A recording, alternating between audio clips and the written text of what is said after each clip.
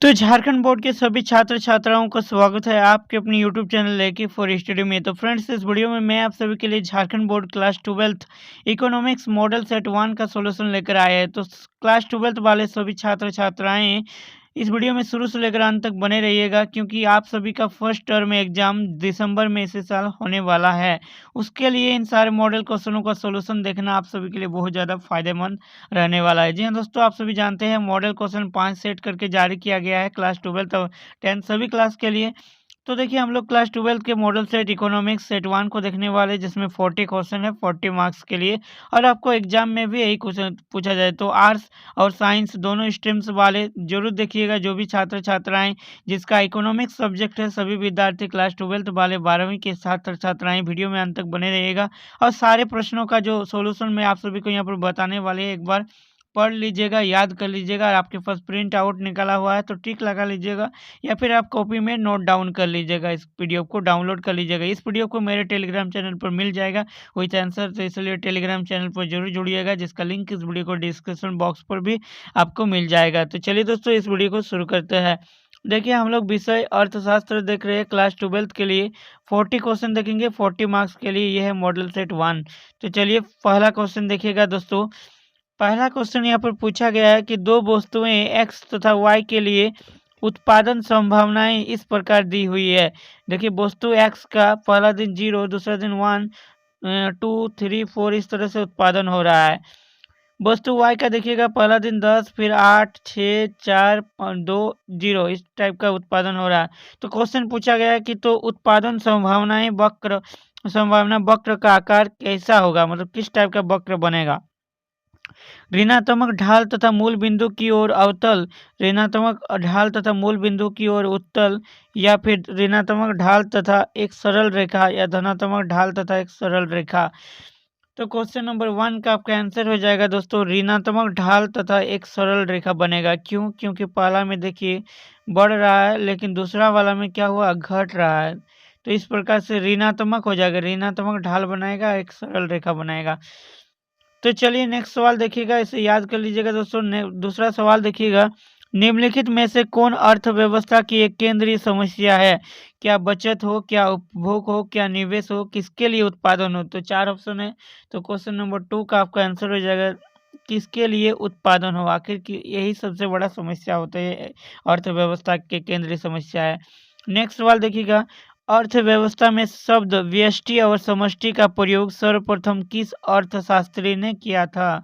यानी कि अर्थशास्त्र जो इकोनॉमिक्स है, दो पार्टों में बांटा है, माइक्रो और मैक्रो में। तो आप लोग जानते हैं, तो व्यष्टि अर्थशास्त्र होता है, समष्टि अर्थशास्त्र। इन दोनों शब्द का जो प्रयोग सर्वप्रथम किसने किया था? तो क्वेश्चन 3 का आंसर हो जाएगा दोस्तों, रेगनर फ्रिस।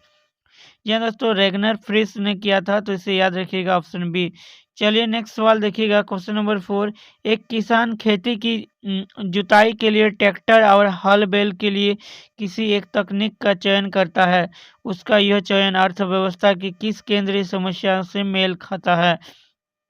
क्या उत्पादन करे, कैसे उत्पादन करे, किसके लिए उत्पादन करे, कितनी मात्रा में उत्पादन करे? तो क्वेश्चन नंबर 4 का आपका आंसर हो जाएगा दोस्तों, कैसे उत्पादन करे। यानी कि आपको उसको अगर खेती करना है तो कैसे किया जाएगा, यही समस्या उसके लिए उत्पन्न होगा वहाँ पर, हल चलाए या फिर ट्रैक्टर। नेक्स्ट सवाल देखिएगा, किस अर्थशास्त्री के अनुसार उपयोगिता को मुद्रा में मापा जा सकता है? तो देखिए, किस अर्थशास्त्री के अनुसार, Lionel Robins, Alfred Marshall, Adam Smith या फिर वालरस? तो बताइए, क्वेश्चन नंबर 5 का आंसर हो जाएगा आपका अल्फ्रेड मार्शल, ऑप्शन बी। याद रखिएगा। नेक्स्ट सवाल देखिएगा, एक व्यक्ति 4 गोलगप्पे का उपभोग करता है। उसे प्रत्येक व्यक्तिगत इकाई से क्रमशः 15 यूटिल्स, 12 यूटिल्स, 10 यूटिल्स तथा 8 यूटिल्स उपयोगिता मिलती है। तो उसे 4 गोलगप्पों के उपभोग से कुल उपयोगिता कितनी प्राप्त होगी? तो देखिए, 4 गोलगप्पे उसने खाए, 4 गोलगप्पे का उपभोग किया, तो उसमें से उसको जो एनर्जी मिल रहा है वो पहला में कितना 15, फिर दूसरा में कितना 12, तीसरा में 10 और चौथा में 8। सबको जोड़िए, 15 और 12 कितना हो जाएगा दोस्तों, 27, और 10 37, और 8 कितना हो जाएगा 45। जी हाँ दोस्तों, तो कितना ही उसको टोटल मिलेगा, तो 45 यूटिल्स मिलेगा, ऑप्शन सी। बहुत ही आसान सवाल है, मैथमेटिकल जैसा सवाल है, तो इसको आसानी से कर सकते हैं। नेक्स्ट सवाल देखिएगा, दो वस्तुओं रसगुल्ला दो वस्तुओं रसगुल्ला और गुलाब जामुन के लिए बजट रेखा ए बी को निम्न रेखा चित्र से दर्शाया गया है। देखिए इधर है आपका गुलाब जामुन और इधर है रसगुल्ला।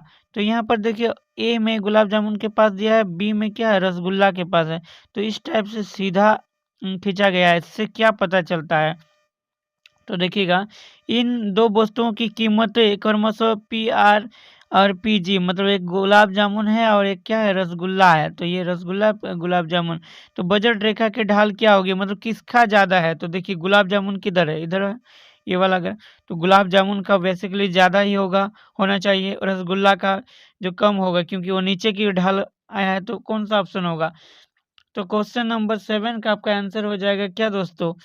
तो देखिए ढाल यहाँ पर सबसे ज्यादा किसका था, गुलाब जामुन का था।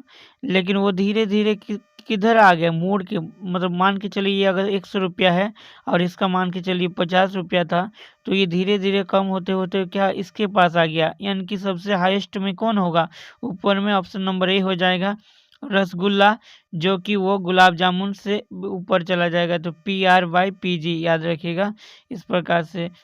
नेक्स्ट सवाल देखिएगा दोस्तों, निम्नलिखित में से कौन किसी वस्तु की मांग को प्रभावित करने वाला एक कारक नहीं है। मतलब कोई वस्तु है जिसकी डिमांड को प्रभावित नुकसान नहीं करता है, कुछ भी हो जाएगा लेकिन उसका डिमांड बढ़ता ही है।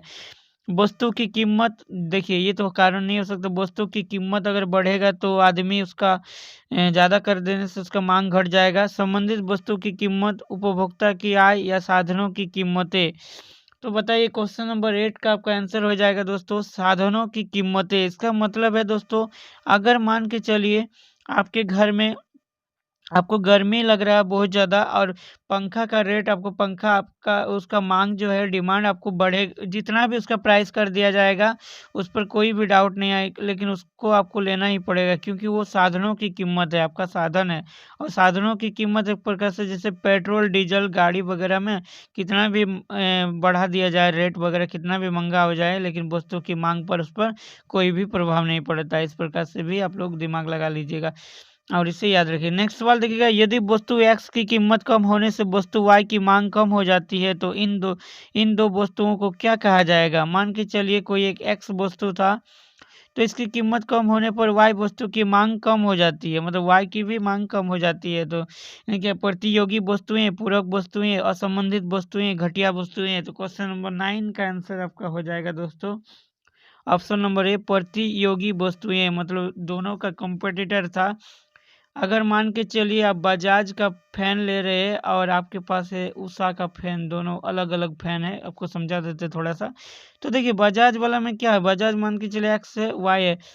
तो अगर बजाज की कीमत कम हो जाएगा तो उषा की मांग कम हो जाती है, ऐसा बात है। तो ये तो इसका नहीं है, लेकिन ये एक ऐसा चीज है जो कि एक्स की कीमत कम होने से वस्तु वाई की भी मांग कम हो जाएगी। यानी कि प्रतियोगी वस्तु एक दूसरे के जो अपोजिट कार्य नहीं करता बल्कि एक दूसरे के जो काम करते हैं, जैसे चाय और कॉफी, इस टाइप से याद रखिएगा। नेक्स्ट सवाल देखिएगा दोस्तों, यदि किसी वस्तु की कीमत में 5% की कमी होने से उसकी मांग मात्रा में 8% की वृद्धि होती है तो मांग की कीमत लोच का मान क्या होगा। सॉरी फ्रेंड्स, तो क्वेश्चन नंबर 10 क्या होगा, तो देखिए इसका आंसर हो जाएगा 1.6। किसी वस्तु की कीमत में 5% की कमी कर देंगे तो 8% की वृद्धि हो जाती है, तो इससे मांग की कीमत लोच का मान क्या होगा, 1.6 होगा। इसे इसका फॉर्मूला है मांग की लोच, इसे आप लोग कर लीजिएगा। सो देखिए नेक्स्ट सवाल देखिए क्वेश्चन नंबर 11, निम्नलिखित में से किस वस्तु की मांग लोचदार होगी। देखिए जीवन रक्षक दवाएं, नमक, माचिस, रेफ्रिजरेटर।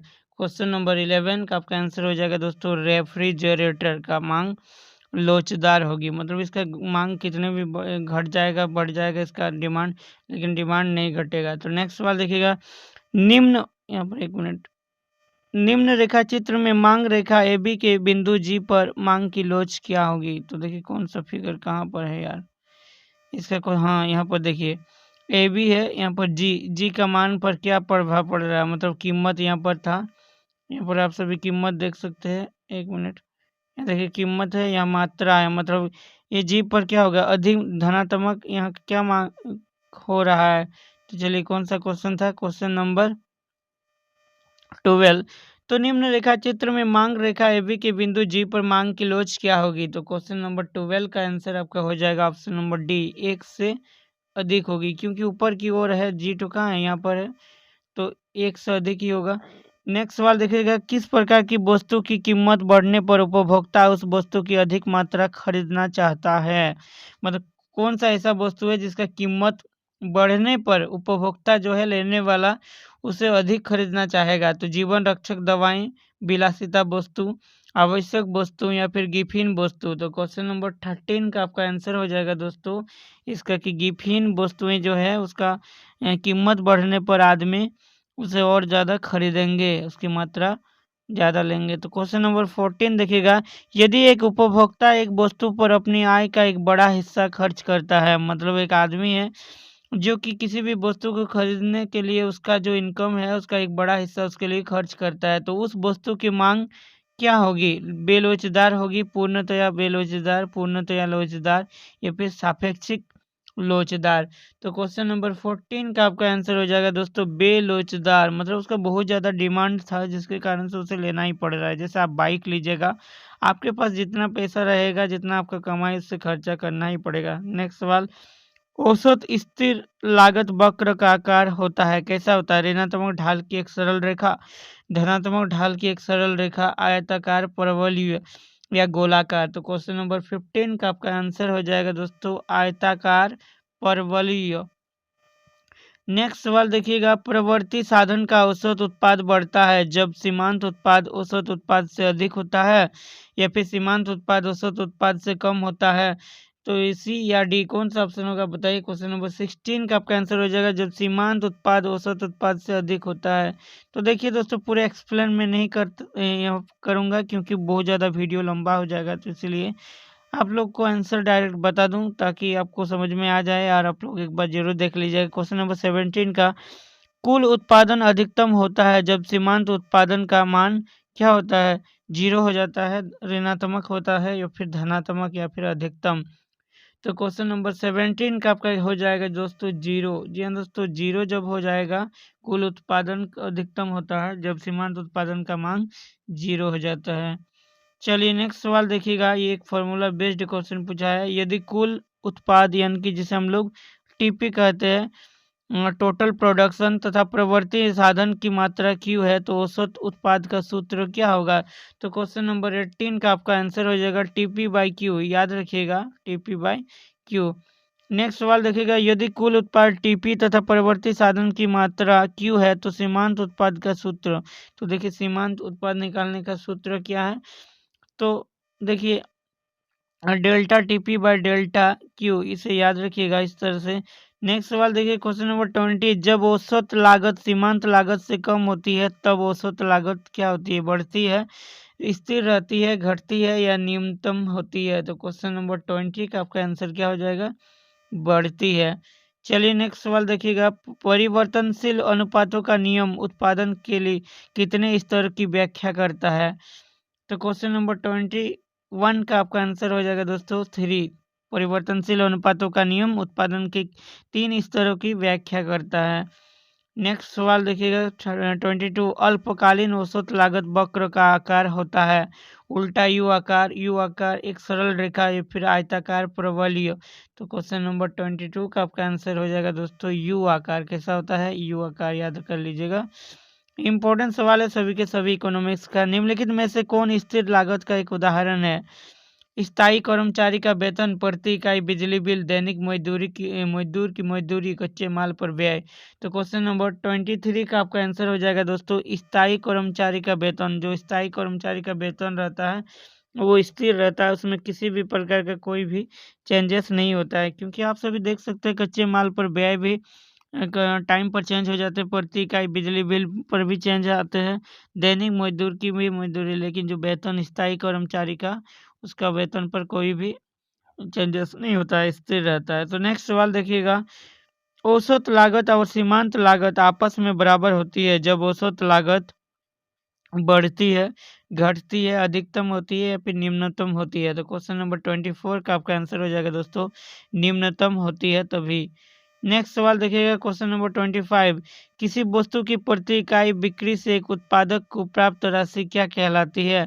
कुल आगमन, औसत आगमन, सीमांत आगमन या फिर औसत लागत।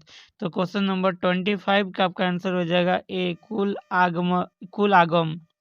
नेक्स्ट सवाल देखिएगा कुल लागत टीसी, टोटल कॉस्ट जिसे हम लोग कहते हैं, कुल स्थिर लागत टीएफसी और कुल परिवर्तनशील लागत टीवीसी के संबंध में कौन सा कथन सत्य है?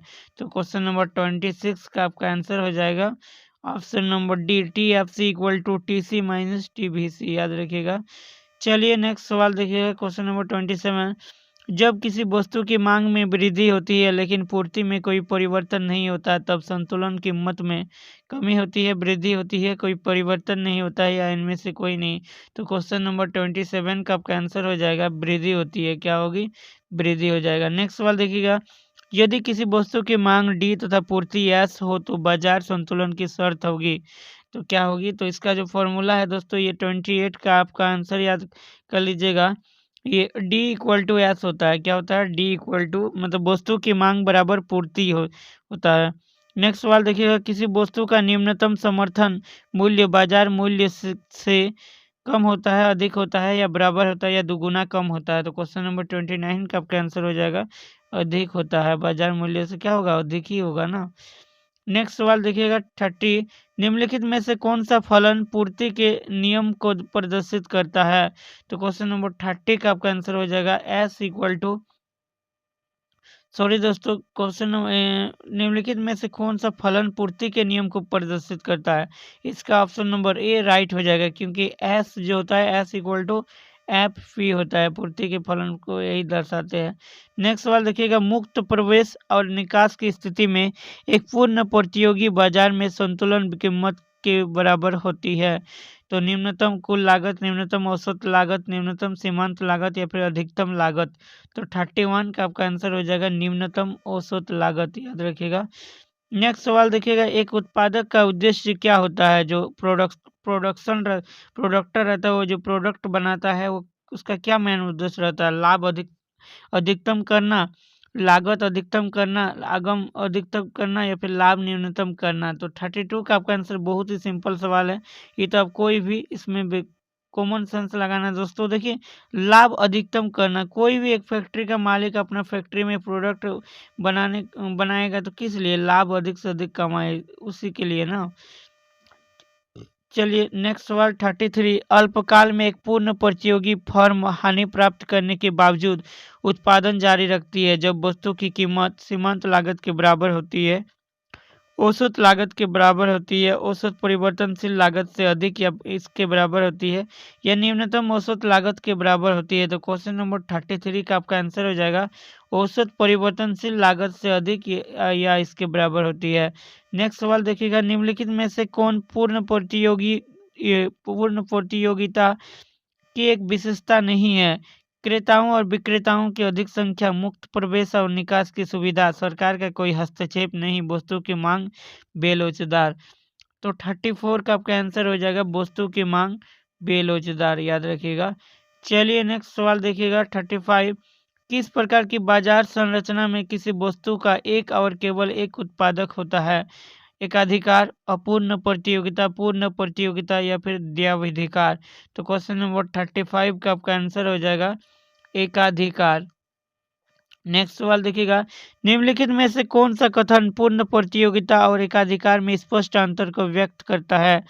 तो क्वेश्चन नंबर 36 का आपका आंसर हो जाएगा दोस्तों एकाधिकार पूर्ण प्रतियोगिता फर्म की तुलना में अधिक कीमत तय करता है और कम मात्रा की बिक्री करता है। तो question number B, option number B right हो जाएगा। चलिए नेक्स्ट सवाल देखिएगा 37। एकाधिकार के अंतर्गत कीमत पी और सीमांत लागत एम सी के बीच क्या संबंध होता है? मतलब सीमांत लागत और एकाधिकार के बीच क्या संबंध है? कीमत और सीमांत लागत के बीच क्या संबंध होता है? फॉर्मूला तो देखिए इसका रिलेशन याद रखिएगा, बहुत ज़्यादा इंपॉर्टेंट सवाल है 37 का।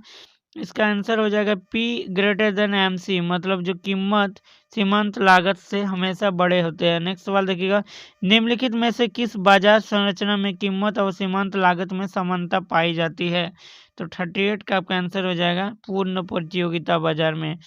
नेक्स्ट सवाल देखिएगा, एक विक्रेता को 5 रुपये प्रति इकाई कीमत पर किसी वस्तु की 60 इकाई की बिक्री से प्राप्त कुल आगम की राशि क्या होगी।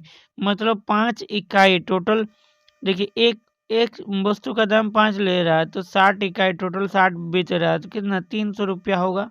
उसे 300 रुपया टोटल आएंगे उसके पास। ऑप्शन सी बेहद ही सिंपल सवाल है दोस्तों। इस टाइप के क्वेश्चन को कोई भी बना सकते, थोड़ा सा दिमाग लगाइएगा, बहुत ही आसान सवाल है। नेक्स्ट देखिएगा, उत्पादन कर में वृद्धि से किसी वस्तु की पूर्ति क्या होती है, में स्थिर होगी, में वृद्धि होगी, में कमी होगी, या फिर में कोई परिवर्तन नहीं होगा। तो क्वेश्चन नंबर 40 का, और ये था आखिरी सवाल, इसका आंसर हो जाएगा दोस्तों में कमी होगी। मतलब उत्पादन कर में वृद्धि से किसी वस्तु की पूर्ति में कमी होगी, ऐसे याद रखिएगा। तो ये था दोस्तों क्लास 12 इकोनॉमिक्स मॉडल सेट 1 के टोटल 40 क्वेश्चन का सॉल्यूशन। आई होप कि आप सभी को यह वीडियो पसंद आया है, तो प्लीज़ इस वीडियो को एक लाइक कर दीजिएगा और इस वीडियो को अपने सभी मित्रों के साथ शेयर जरूर कीजिएगा। और चैनल पर पहली बार विजिट किए हैं तो चैनल को सब्सक्राइब जरूर कर लीजिएगा, क्योंकि इस चैनल के द्वारा आप सभी को आगे भी इसी प्रकार से हर एक चीज़ का अपडेट के साथ साथ सॉल्यूशन भी मिलेगा। तो चैनल को सब्सक्राइब करके घंटी को ऑल पर प्रेस कर लीजिएगा। और टेलीग्राम चैनल पर नहीं जुड़े हैं तो टेलीग्राम चैनल पर जरूर जुड़ जाएगा, वहाँ पर आपको इसका PDF मिल जाएगा। तो take care, bye bye, thanks for watching.